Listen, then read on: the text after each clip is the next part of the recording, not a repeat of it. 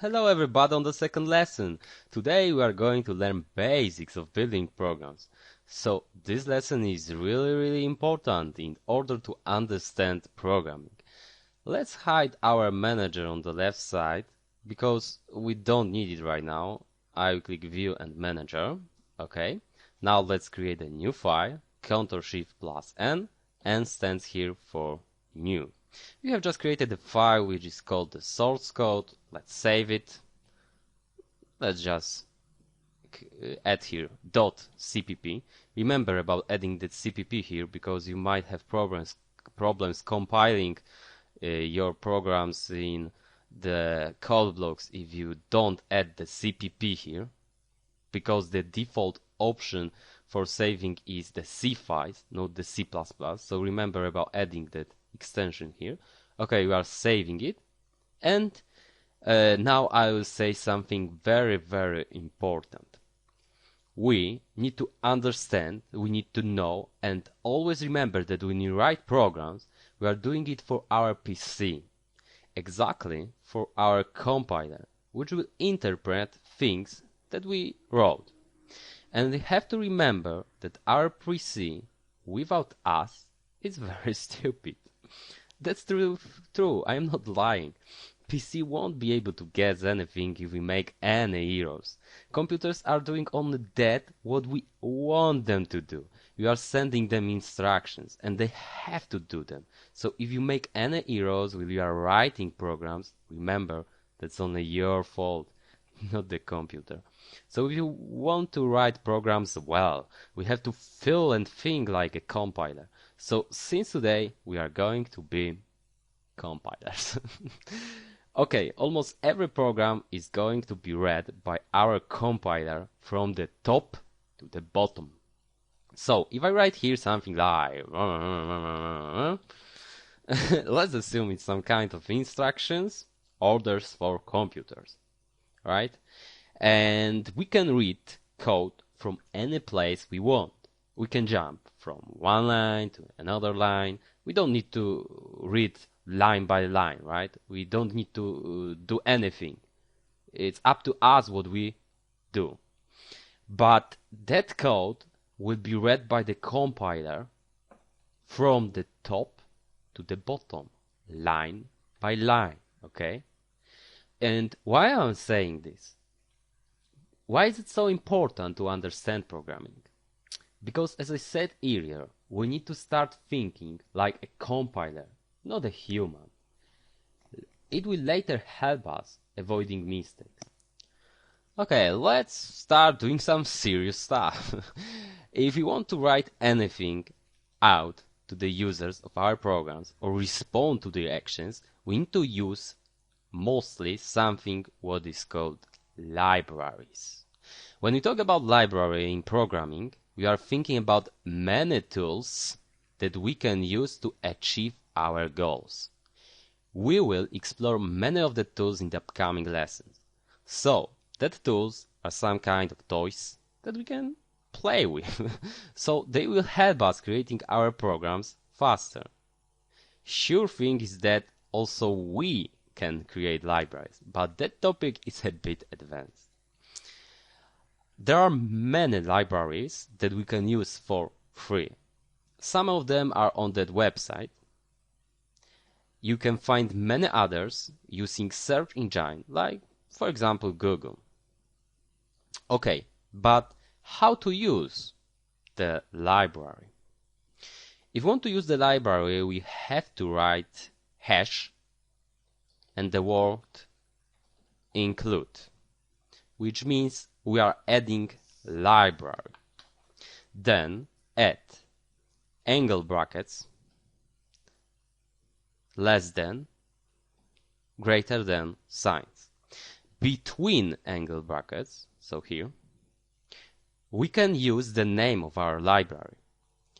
We will use IO stream, which stands for input output stream.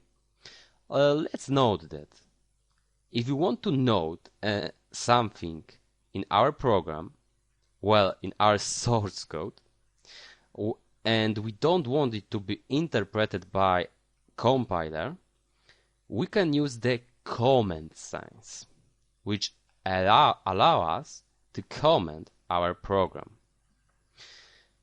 // and I can now write something like IO stream stands for input output stream, and this thing is one line comment, so everything behind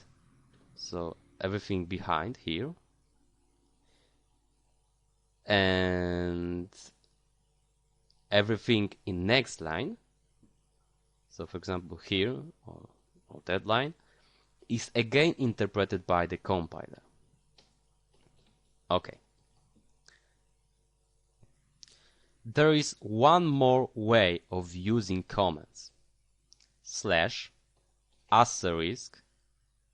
which is that small star here, right? And here we can write many comments in many lines. And now if we want to close that comment, we have to use the asterisk and then \. Now as we can see, that text is not being colored by our IDE.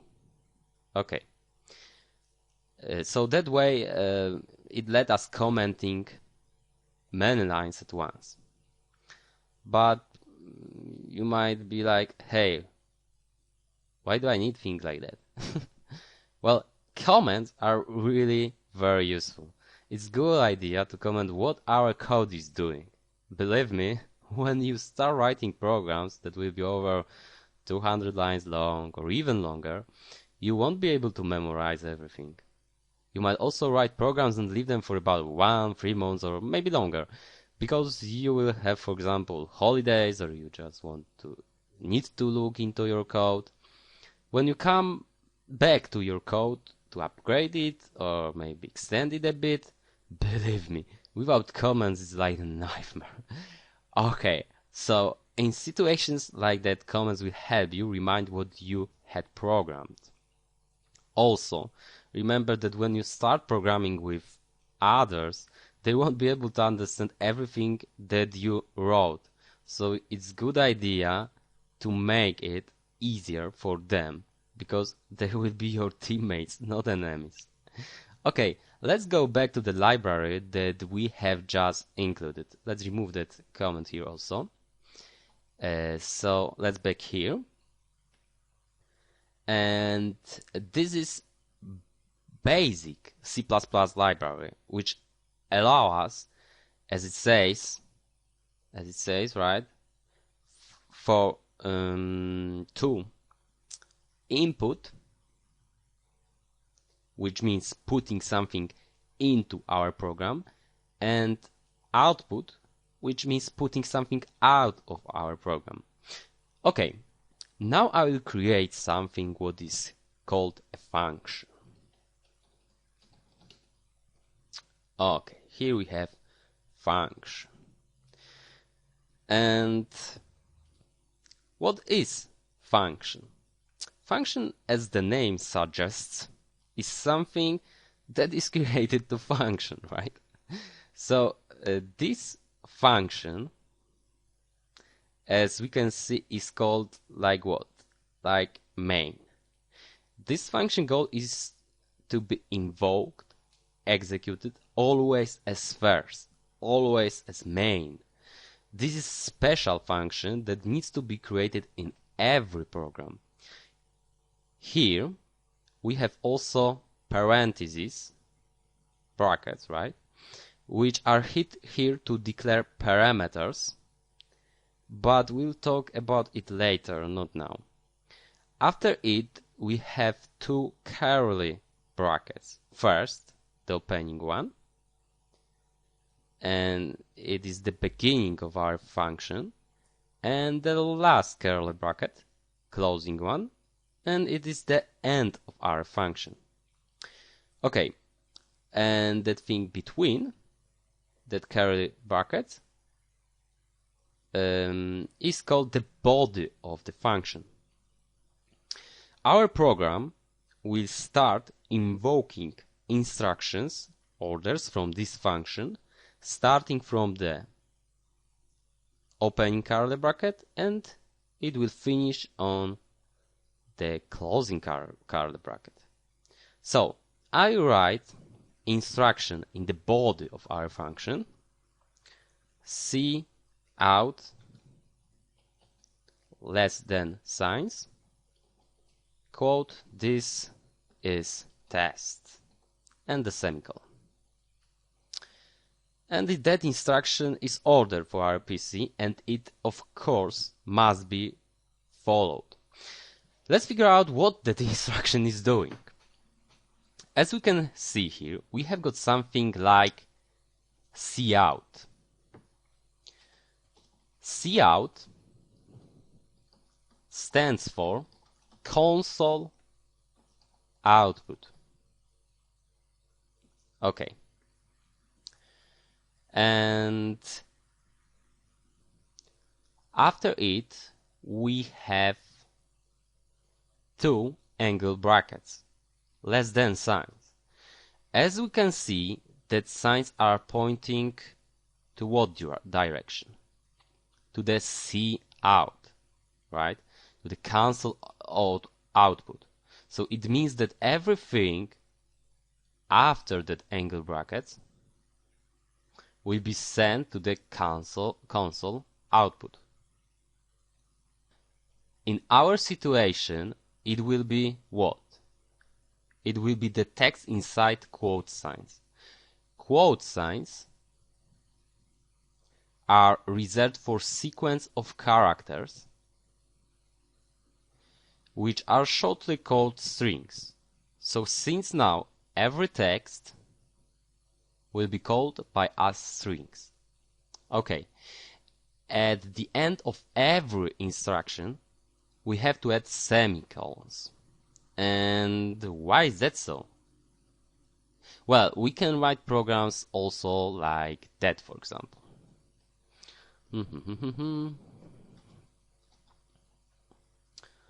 Let's do that way. For example, that way, right? Or we can write it another way. For example, we can do it, let's remove it, that white characters. We can do it that way also. So it can be almost in one line, but here we have a comment, so it's not working. For example, I will remove that comment for a second. And as we can see, we can almost write everything in one line, right? And if we had more than one instruction, it would be hard for our compiler to decide what to do, right? Okay. And that semicolons at the end of instructions allows the compiler to interpret our programs always right. And as you have probably already noticed, white characters like space, tab, enters are not interpreted by compilators. It means we should write programs clearly, which means like that. Just look how do I write programs during all lessons and try to do it the same way. So your code will be easy to understand for you and other people. Our program still won't be able to run now because that cout thing is inside a namespace. What is namespace? Well, namespace is a space where we can store functions and other things connected with programming, and we can name this space. That's why it's called namespace. Because it's a space which has a name. Okay, namespaces are used in order to avoid situations where, for example, two programmers are going to make two programming elements with the same names. if you want to use the cout element, we have to say from which namespace is that element. So cout is from the std namespace, which stands for standard. Now we have to add 2 colons in order to use programming elements from that space. Now our program will be compiled. As you can see, it's working well. However, using that std namespace every second for each element like cout from that space might be a bit tiring, right?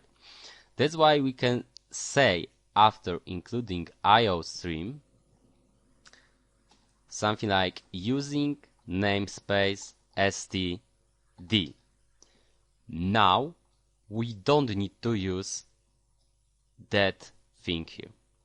And our program, as you can see, is still working well.